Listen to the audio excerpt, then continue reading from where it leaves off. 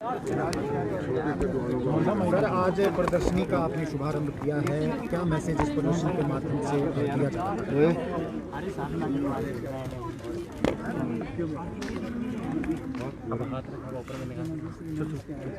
आज हमारे देश के यशस्वी प्रधानमंत्री नरेंद्र मोदी जी की जीवन की अलग अलग परिस्थितियों में, अलग अलग पड़ाव में से गुजरते हुए 74 वर्ष का उनका आयु का ये पर्व हम बहुत उत्साह के साथ मना रहे हैं। और मुझे इस बात की प्रसन्नता है कि 17 तारीख को मोदी जी का जन्मदिन पूरे देश भर में ही नहीं, पूरी दुनिया में बड़े जोश के साथ मनाया गया। और उसी संदर्भ में एक सेवा पखवाड़ा के रूप में हमारे कार्यक्रम, सेवा के कार्य जो है पार्टी पूरे देश भर में 15 दिन तक करती रहेगी। और आज विधिवत जो है यहाँ शिमला के रिज मैदान में हम जहाँ पर मोदी जी के जीवन की इस यात्रा की जो एक झलक जो है लोगों के सामने यहाँ पर प्रस्तुत करने के लिए प्रदर्शनी के रूप में यहाँ लगा रहे हैं। और मुझे इस बात की खुशी है कि ऐसा जीवन जो हर व्यक्ति के लिए प्रेरणा देता है। आप देख सकते हैं, मुझे लगता है कि अगर आप प्रदर्शनी में जाएंगे, छोटा सा घर, और उस घर में जहां उनने वडनगर में जहां उनने जन्म लिया 17 सितंबर 1950 को, और उसके पश्चात उस यात्रा के जीवन की, इस यात्रा के अलग अलग पड़ाव का इस पर जिक्र है। बहुत संघर्ष के जीवन में से होकर के गुजरे हैं और बचपन से लेकर के अभी तक की बहुत सारी घटनाओं का ये प्रदर्शनी जो है वो यहाँ पर जिक्र करती है। हमारे लिए इस बात की प्रसन्नता है कि ऐसे परिवार से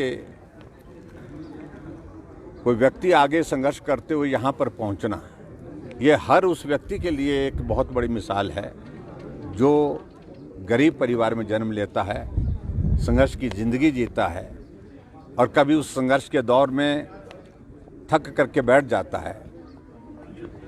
उस व्यक्ति के लिए, उस पीढ़ी के लिए बहुत बड़ी प्रेरणा है कि वो आगे फिर से बढ़ करके अपने लक्ष्य की ओर चल सकता है, बड़े लक्ष्य को हासिल कर सकता है। ये नरेंद्र मोदी जी के जीवन से जो है हम सब लोगों के लिए एक बहुत बड़ी सीख है।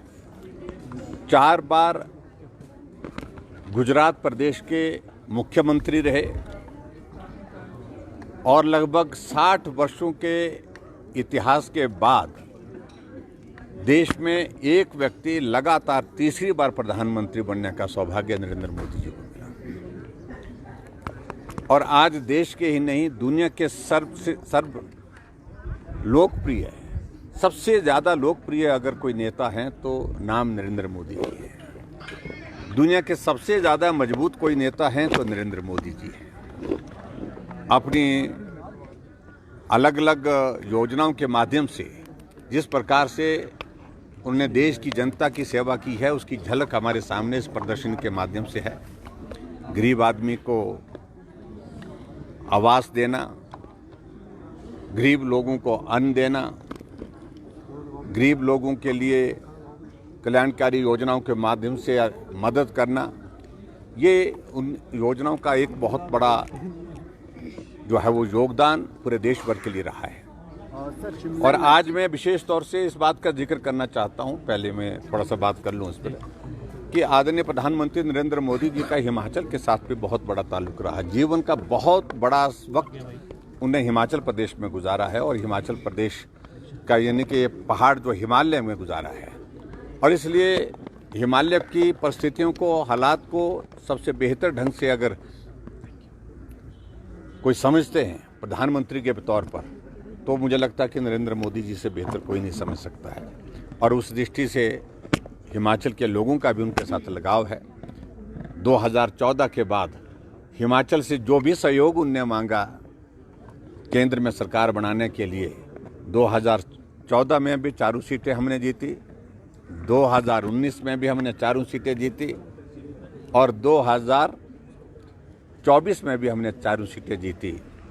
और इस तरह से ये मोदी जी को हिमाचल जैसे छोटे से प्रदेश का सहयोग समर्थन जो है आगे भी लगातार जारी रहेगा। सर, शिमला में अवैध मस्जिद जहां पर पुलिस की सिक्योरिटी है, स्थानीय लोगों के जो वहां आसपास रह रहे हैं उनके आधार कार्ड चेक किए जाते हैं, उसके बाद प्रवेश मिलता है, लेकिन कोई नेता हैदराबाद से यहां पहुंचते हैं, रिकॉर्डिंग की जाती है और उसको वायरल किया जाता है और माहौल को ख़राब करने की कोशिश की जाती है। भाजपा कैसे इस पूरे इशू को देखती है?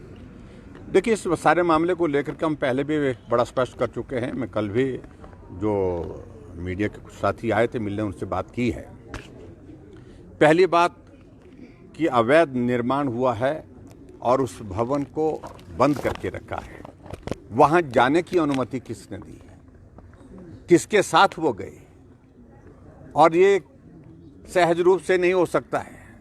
हम समझ सकते हैं कि ओवैसी एक ऐसी पार्टी के नेता हैं जिस पार्टी के एकमात्र लक्ष्य है कि भारत में इस प्रकार के हालात पैदा कर दिया जाए, कम्युनिटी कन्फ्लिक्ट पैदा किए जाए, और हमेशा इस तरह के वो बयान करते हैं, इस प्रकार के काम करते हैं। और उनका नेता यहाँ आकर के उस मस्जिद में जाकर के अंदर वीडियोग्राफी करता है। और मेरा तो ये मानना है कि ये वहाँ के कुछ लोगों के सहयोग से ही संभव हो पाया है। जो वहाँ नज़दीक रहते थे, वो जो लोग वहाँ उसके अंदर रहते थे, उनके सहयोग के बिना संभव नहीं है। और उसके बाद में ये भी मैं कहना चाहता हूँ, वहाँ जाकर के एक भवन को वो इंगित कर रहे हैं कि इस भवन की ऊंचाई तो इस भवन से ज़्यादा ऊंची है। उनको ये मालूम नहीं है कि इस मस्जिद के निर्माण को अवैध बताया गया है, ये स्थापित भी हो गया है, लेकिन जिस भवन का वो जिक्र कर रहे हैं, हो सकता है उसकी प्रॉपर परमिशन हुई है और प्रॉपर परमिशन बनने के बाद भवन जो है वहाँ पर बन करके तैयार हुआ है, जबकि इसकी परमिशन नहीं है। बात सिर्फ ये है, वैध और अवैध की बात है।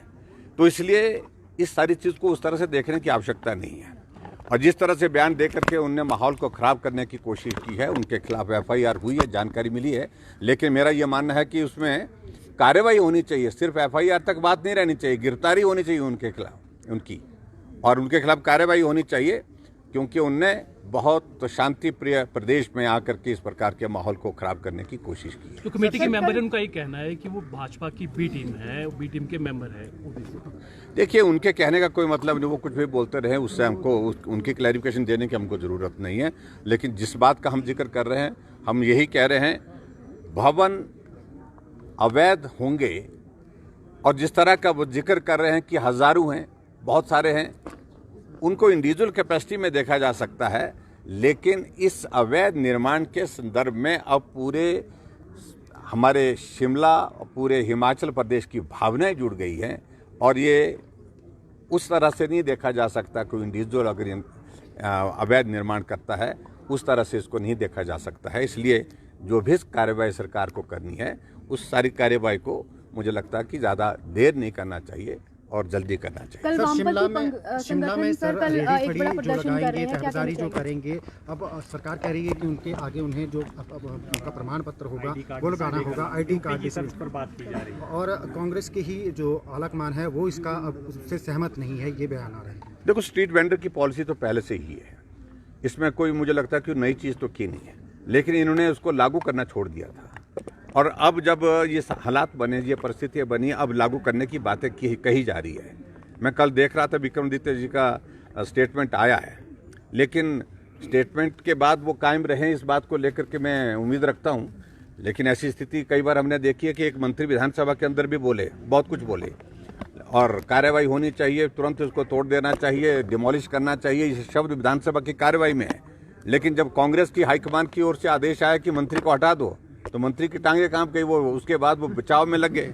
तो अब मुझे इस बारे में भी सिर्फ इतना ही कहना है कि मालूम पड़ गया है कि फिर विक्रमादित्य के ऊपर उसी तरह का दबाव आ रहा है। मेरा सिर्फ इतना कहना है, स्ट्रीट वेंडर के संदर्भ में, ये हिमाचल छोटा सा प्रदेश है, बाहर से आया कोई भी आदमी बहुत आसानी से यहाँ पर पहचाना जाता है। ऐसे बहुत सारे लोग हैं जिनको हम नहीं पहचान पा रहे हैं, इसलिए उनकी शिनाख्त होना, उनकी जानकारी होना, वो किस पृष्ठभूमि के हैं, उनकी वेरिफिकेशन करना, उनकी रजिस्ट्रेशन करना, ये आवश्यक है। और इसलिए अगर विक्रमादित्य जी ने यह बात कही है तो मुझे उम्मीद है कि वो इस पर कार्रवाई करेंगे। हमने शुरू किया था, हमारी गवर्नमेंट ने शुरू किया था, लेकिन उसके बाद कांग्रेस की गवर्नमेंट आने के बाद ये सारी चीज़ें रोक दी गई थी। और सर, प्राइमरी स्कूल मर्ज किए गए, सीनियर सेकेंडरी स्कूल मर्ज करने की प्रोसेस शुरू है और अब कॉलेज का भी जिक्र हो रहा है कि कॉलेज भी मर्ज किए जा सकते हैं। देखिए, ऐसी चीज़ों को लेकर के सुक्खू जी ने एक कार्यक्रम चलाया हुआ है और मैं उसमें ज़्यादा कुछ कहने नहीं चाह रहा हूँ। प्रदेश में 2 साल का कार्यकाल कांग्रेस पार्टी का पूरा होने जा रहा है, लेकिन अभी तक दौर वही चला है कि बंद करने के लिए क्या बचा है। बाकी सब कुछ बंद करने के दिशा में आगे चीज़ें बढ़ रही हैं। सरकार काम करने के लिए होती है, सरकार विकास करने के लिए होती है, और लगातार ये अभियान के रूप में चलाना कि इसको बंद कर दो, इसको बंद कर दो। और मैं कल देख रहा था कि ऐसे एक ने अनेकों उदाहरण आए। मैं अपने क्षेत्र में गया था कल मुझे नोटिफिकेशन दिए कि मेरे वहाँ पर एक हॉर्टिकल्चर कॉलेज की तीन बैच उसमें से निकल गए। भवन का शिलान्यास मैंने कर दिया, टेंडर उसका हो चुका, और उसमें से 10 करोड़ रुपए जो मैंने देख के रखा था उसकी चिट्ठी निकाल दी है। उसका कहा कि उसके पैसे को भी वापस ले लो, वो पैसे भी वापस मंगवा लिया। तो ये सारा जो चल रहा है वो प्रदेश हित में कतई भी नहीं है। प्रदेश के लोगों को बहुत निराशा है वर्तमान सरकार से, और मुझे लगता है कि गलतफहमी अब सब लोगों की दूर होनी चाहिए। कर्मचारी भाई भी बहुत ज़्यादा उम्मीद में थे और मुझे लगता है कि अब उनकी भी गलतफहमी बहुत जल्दी दूर हो गई इस सरकार से। भाजपा की सरकार थी, भाजपा की सरकार में समय पर वेतन मिलता था। 2 वर्ष का कोविड का दौर रहा, तब भी समय पर वेतन, समय पर पेंशन, समय पर विकास के कार्य, ये सारी चीज़ें होती रही। लेकिन अभी सरकार आने के बाद जो गारंटियां दी थी वो गारंटियां तो आपके सामने हैं। महिलाओं के लिए जो कहा था कि 1500 रुपये देने की बात, अब बातें ये भी चल रही है जो दिया है उसको वापस भी लिया जा सकता है, बोलते हैं। ये ज़रूरी नहीं है कि जो दिया है वो दे ही दिया है। तो इसलिए बहुत सारी चीज़ें हैं। मैं इतना ही कहूँगा कि वर्तमान सरकार के का जिक्र आजकल जो है हमारे पड़ोस के राज्यों में खूब हो रहा है, इनकी गारंटियों का, कि कैसी कैसी गारंटियाँ दी थी और उन गारंटियों से किस प्रकार से मुख्यमंत्री मुकर गए हैं। और मुख्यमंत्री जी ने कई जगह इस बात का जिक्र कर दिया, ये गारंटी सुक्खू ने नहीं दी है, जिनने दी है उनसे पूछो। और हम उनको ढूंढ रहे हैं। कुछ लोग आए थे शिमला, आराम करके चले गए, मिले किसी को नहीं, बोलते हैं शिमला में रहने के बाद। उनसे पूछना चाहिए था, अगर आप लोगों की पहुंच वहां तक हो सके मीडिया वालों की, तो जरूर पूछिए उनको कि बहुत चीख चीख करके, पानी पी पी करके बोला था, उस वक्त गला फाड़ फाड़ करके बोला था कि 1500 रुपये कैबिनेट की पहली बैठक में दे दिए जाएंगे, और कहा था कि 5 लाख नौकरी दे दी जाएंगी, 300 यूनिट बिजली दे दी जाएगी, और बहुत सारी चीज़ों का जिक्र किया था। मैं उस पर अब ज़्यादा कुछ कहना नहीं चाहता हूँ, और मैं यही कहूँगा कि भगवान सद्बुद्धि दे। ठीक।